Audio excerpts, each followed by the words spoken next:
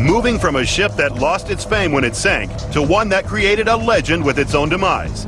A ship that the Nazi German Navy looked to as a war winner, the pocket battleship. Deutschland class pocket battleship. Displacement 16,200 tons.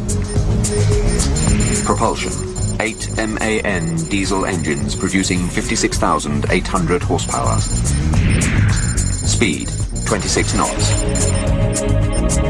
Range 9,000 miles at 19 knots.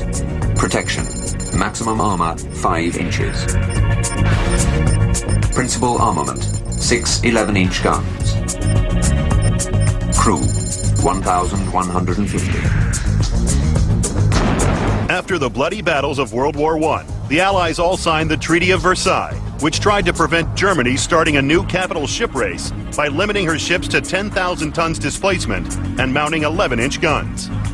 But in May 1931, Germany flouted the treaty by launching its latest fighting ship. Called the Deutschland, it was the forerunner of a completely new class of ship known as Panzer Schiff, or pocket battleship. It's interesting the ship was laid down before Hitler came into power, and it stretched the Versailles Treaty. It shows how far Germany was already interested in moving to a more military standing. And it was this military standing that the pocket battleship stood for.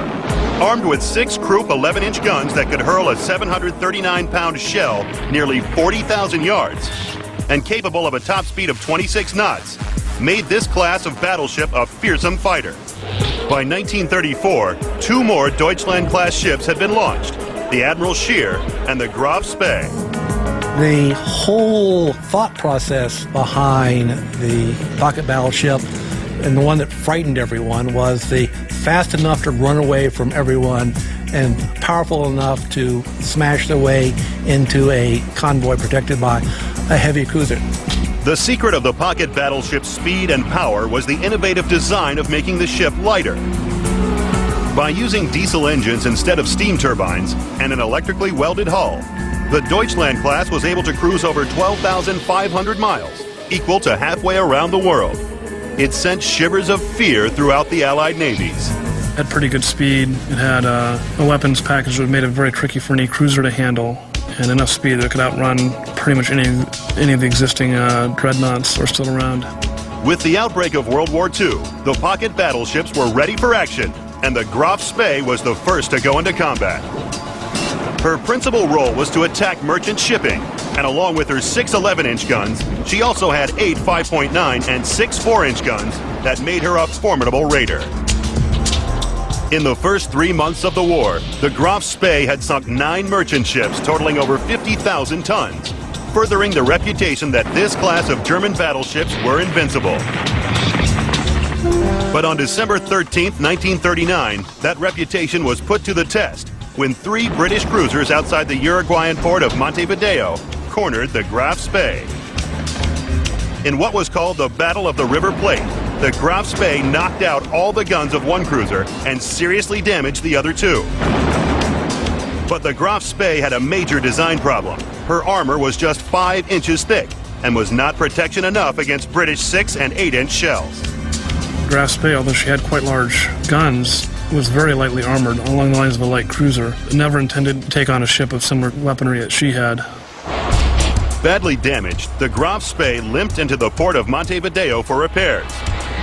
But Uruguay was neutral, and after 48 hours insisted that the Graf Spee should leave or be interned.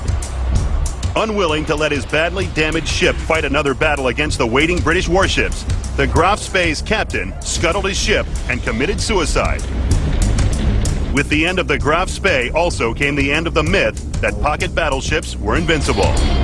Like all ships, at the end of the day, it was vulnerable. It was vulnerable to being outnumbered. It's all very well to be big and able to outrun or anything it couldn't outfight, but it could still get cornered. By war's end, the 2 remaining pocket battleships, the Admiral Scheer and the Deutschland, renamed the Lutzow, were also destroyed. But during their brief lives, all 3 had demonstrated that they could hit hard and scare the enemy. So for fear factor and firepower, they score well on our matrix. Innovation is good, but protection and service length lets them down. So the Deutschland class gets the number 9 spot in our top 10 fighting ships.